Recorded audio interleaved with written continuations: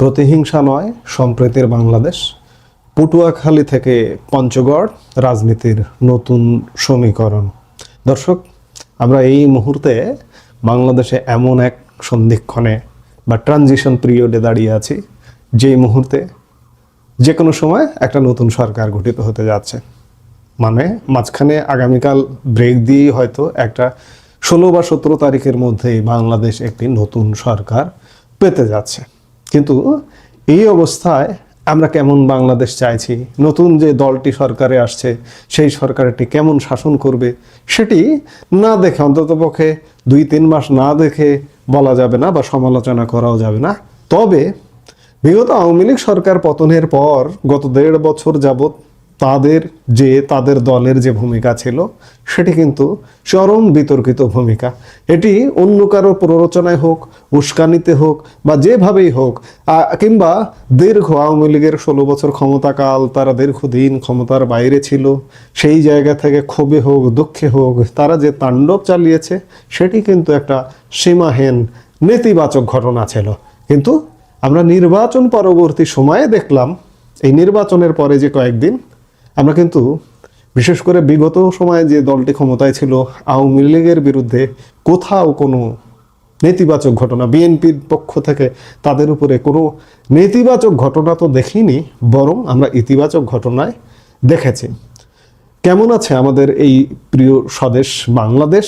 এই মুহূর্তে প্রশ্নটা করতেই হচ্ছে, যে দেশটা গত কয়েক মাসে রক্তক্ষয়ী সংঘাত, চোখের জল আর অনিশ্চয়তার মধ্য দিয়ে গেছে, সেই দেশে এখন সূর্যের আলোটা ঠিক কেমন আমরা প্রশ্ন করতেই চাই। বন্ধুরা, নির্বাচন পরবর্তী বা সরকার পরিবর্তনের সময় নিয়ে আমাদের সবার মনে একটা বড় শঙ্কা ছিল। আমরা ভয় পাচ্ছিলাম আবার কি সেই পুরনো প্রতিহিংসার রাজনীতি ফিরে আসবে, অর্থাৎ আজ থেকে 1.5 বছর আগে আওয়ামী লীগ পতনের সাথে সাথে যে বিস্ফোরণ ঘটেছিল সারা বাংলাদেশে, বিশেষ করে আওয়ামী লীগারদের ঘর বাড়ি যেভাবে ভাঙচুর, আগুন দেওয়া, যেভাবে মানুষ খুন করা হয়েছিল, তেমন কিন্তু একটা শঙ্কা ছিল আমাদের মনে। প্রশ্ন জাগছিল সবার যে আবার কি পাড়ায় পাড়ায় আগুন জ্বলবে। কিন্তু গত কয়েকদিনে মাঠ পর্যায় থেকে এমন কিছু চিত্র উঠে এসেছে যা আমাদের যেমন অবাক করেছে, তেমনি নতুন করে স্বপ্ন দেখাচ্ছে। আজ আমরা কথা বলতে চাই, বাংলাদেশ কি সহিংসতার পথে হাঁটছে, নাকি এক অনন্য সহাবস্থানের নতুন নজির গড়তে যাচ্ছে? আমরা যদিও গতকালকে দুটো বিষয় নিয়ে একটু হাইলাইট করবার চেষ্টা করেছি, কিন্তু তারপরে আজকে আবারও আমরা একটু কথা বলতে চাই সেই বিষয়গুলো নিয়ে। প্রথমেই নজর ফেরানো যাক উত্তরের জেলা পঞ্চগড়ের দিকে। সেখানে যা ঘটেছে তা বাংলাদেশের রাজনৈতিক ইতিহাসে খুব কমই দেখা যায়। আমরা দেখেছি বিএনপি নেতা আবু দাউদ প্রধান নিজ উদ্যোগে সশরীরে উপস্থিত থেকে বন্ধ হয়ে যাওয়া আওয়ামী লীগের কার্যালয় খুলে দিচ্ছেন, এবং এই কার্যালয়টি সেখানে জামাতে ইসলামী তালা বন্ধ করে রেখেছিল। কিন্তু নির্বাচনের পরের দিন একজন বিএনপি নেতা এই কার্যালয়টি খুলে দিলেন। একটু চিন্তা করুন তো, যেখানে সচরাচর আমরা দেখি এক দল ক্ষমতা এলে অন্য দলের অফিস ভাঙচুর বা দখল হয়, সেখানে একজন বিজয়ী নেতা অন্য দলের অফিস সচল করতে এগিয়ে আসছেন। এটিকে কেবল একটি খবর না, এটি একটি বার্তা। এটি সেই বৈষম্যহীন আর প্রতিহিংসা মুক্ত বাংলাদেশের বার্তা যার স্বপ্ন আমরা সব সময় দেখে থাকি। অনুরূপ দৃশ্য দেখা গেছে পটুয়াখালীর গলাচিপাতেও। সেখানেও আওয়ামী লীগ অফিস উদ্ধারের খবর পাওয়া গেছে। এই যে অফিস দখল সংস্কৃতির বিপরীতে অফিস রক্ষা বা অফিস খুলে দেওয়ার সংস্কৃতি, একে কি আমরা রাজনীতির নতুন সূর্যোদয় বলতে পারি না? তবে মুদ্রার উল্টাপিঠও আছে। দেশের মানুষ শান্তিকামী, কিন্তু তারা অন্যায় ভুলে যায়নি। মাঠ পর্যায়ের খবর বলছে সাধারণ মানুষের তীব্র ক্ষোভের মুখে পড়েছে দেশবিরোধী কর্মকাণ্ডে লিপ্ত এবং গত 2024-এর জুলাই মাসের গণ আন্দোলনের নামে নাশকতার সাথে জড়িত কিছু গোষ্ঠী, বিশেষ করে এনসিপি এবং জামাত শিবিরের নির্দিষ্ট কিছু অংশের বিরুদ্ধে জনগণের প্রতিরোধের খবর পাওয়া যাচ্ছে। এখানে একটি বিষয় খুব পরিষ্কার করা দরকার, মানুষ এখন অনেক বেশি সচেতন। তারা চায় বিচার, কিন্তু তারা চায় না আইন নিজের হাতে তুলে নিতে। যারা 24 জুলাই মাসে সাধারণ শিক্ষার্থীদের ওপর হামলা করেছে নিজেরা হামলা করে হত্যা করেছে এবং সেই সরকারের ওপর দায় চাপিয়ে দিয়েছে, বা দেশের সম্পদ নষ্ট করেছে। আপনাদের মনে আছে বিটিভি ভবন, সড়ক ভবন এবং বিভিন্ন ভবন পুড়িয়ে দেওয়ার কথা নিশ্চয়ই মনে আসছে। তাদের বিরুদ্ধে আইনি ব্যবস্থা নেওয়ার দাবি এখন গণদাবিতে পরিণত হবে বা হতে যাচ্ছে। সাধারণ মানুষের এই ক্ষোভ কোনো দলীয় এজেন্ডা নয়, বরং এটি ন্যায়ের পক্ষে এক স্বতঃস্ফূর্ত অবস্থান। বন্ধুরা, আমরা এমন এক বাংলাদেশ চাই যেখানে রাজনৈতিক মতপার্থক্য থাকবে। গণতন্ত্র মানেই তো মতের ভিন্নতা, কিন্তু সেই ভিন্নতা যেন কখনোই প্রতিহিংসায় রূপ না নেয়। আমরা দেখেছি গত 15-16 বছর বা তার আগে 2001 থেকে 6 আমলে বিএনপি জামাত জোট সরকার যখন ক্ষমতায় ছিল, তখনও কিভাবে এক দল অন্য দলকে নিশ্চিহ্ন করার রাজনীতি করেছে। বিশেষ করে 2001-6 আমলে বিএনপি জামাত আওয়ামী লীগের উপর দমন পীড়ন চালিয়েছে। আপনাদের 21শে আগস্টের গ্রেনেড হামলার কথা ভুলে গেলে চলবে না, এবং এরকম নানা রকম ঘটনার কথা ভুলে গেলে চলবে না। তারই প্রতিশোধ বলুন আর প্রতিহিংসা বলুন, আওয়ামী লীগ ক্ষমতায় এসে 16 বছর বিএনপির উপরেও দমন পীড়ন চালিয়েছে। এগুলো অস্বীকার করবার কোনো উপায় নেই। ফলাফল কি হয়েছে?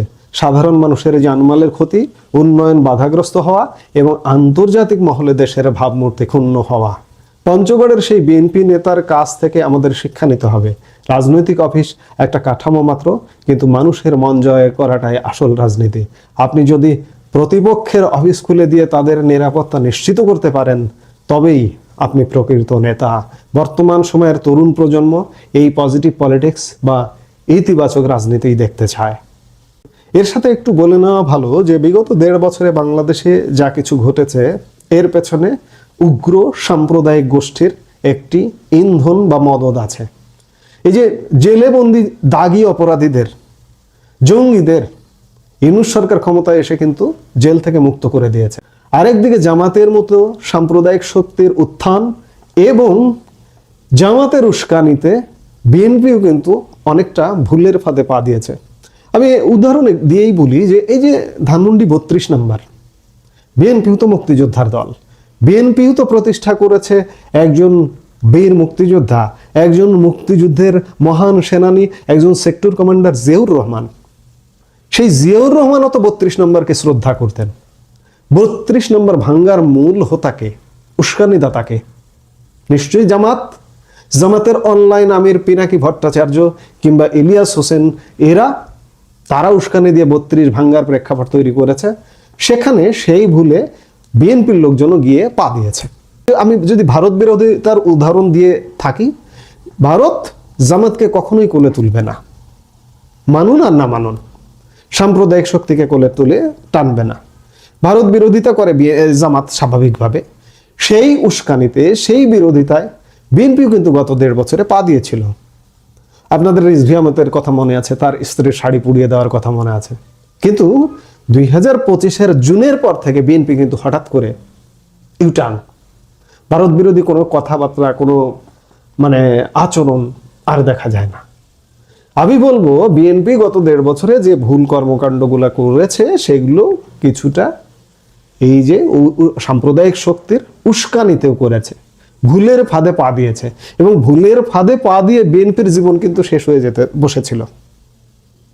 যখন থেকে বিএনপি শুদ্ধতার জায়গায় আসা শুরু হয়েছে, তারেক রহমানের সাথে ভারতীয় কর্তৃপক্ষ যখন লন্ডনে বৈঠক শুরু হয়েছে, কিংবা ঢাকায় বিএনপি নেতাদের সাথে ভারতের বৈঠক হওয়া শুরু হয়ে গেছে, তখনই কিন্তু বিএনপি ইউটার্ন করতে বাধ্য হয়েছে এবং এখানেই বিএনপির জয় হয়েছে। বিএনপি যদি সেই বৈঠকগুলোতে ইতিবাচক সাড়া না দিত, ভারত বিরোধিতায় মত্ত থাকতো, আজকে কিন্তু বিএনপির ক্ষমতায় আসার কোনো সম্ভাবনা ছিল না। উগ্র সাম্প্রদায়িক গোষ্ঠী বাংলাদেশের মসনদে জেকে বসতো, যেহেতু পশ্চিমারা চাইতো, সেহেতু তারা কিন্তু বসে যেত। বিএনপির শুভবুদ্ধির উদয় হয়েছে, আগামী দিনে আরো শুভবুদ্ধির উদয় হবে। এবার আমি আপনাদের কাছে ফিরতে চাই। এই ভিডিওটি যারা দেখছেন, তারা দেশের বিভিন্ন প্রান্ত থেকে দেখছেন। আপনার এলাকার পরিস্থিতি কেমন? সেখানে কি রাজনৈতিক সহাবস্থান বজায় আছে, নাকি এখনো অস্থিরতা বা ভয়ের পরিবেশ বিরাজ করছে? আপনার আশপাশে যদি এমন কোনো সম্প্রীতির উদাহরণ থাকে, যেমনটা আমরা পঞ্চগড়ে দেখলাম, তবে আমাদের কমেন্ট করে জানান। আবার যদি কোথাও অবিচার বা দখলদারিত্ব দেখেন, সেটিও গঠনমূলকভাবে তুলে ধরুন। আপনার দেওয়া তথ্য অন্যদেরও সচেতন করতে এবং প্রশাসনকে সঠিক পদক্ষেপ নিতে সাহায্য করবে।